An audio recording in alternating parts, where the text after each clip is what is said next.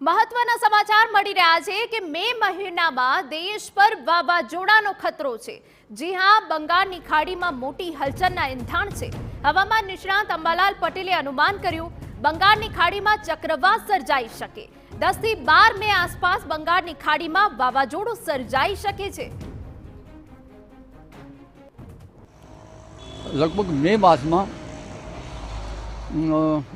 बंगाळ उपसागर में चक्रवात सर्जाવાની शक्यता रहे છે અને આ ચક્રવાતો લગભગ 10, 11, 12 મે પછી તેની શક્યતાઓ વધારે રહેશે।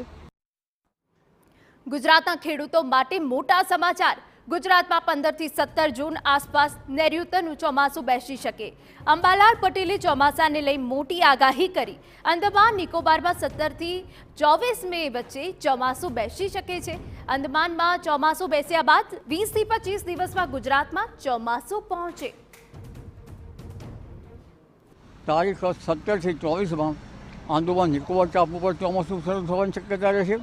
દક્ષિણ ઉપસાગરમાં ભારે હલચલ જોવા મળશે અને ત્યારબાદ જે લક્ષદ્વીપના ટાપુઓમાં પણ થોડીક અસર જોવા મળશે।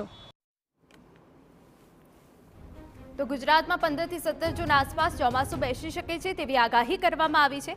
અંબાલાલ પટેલે ચોમાસાને લઈને મોટી આગાહી કરી।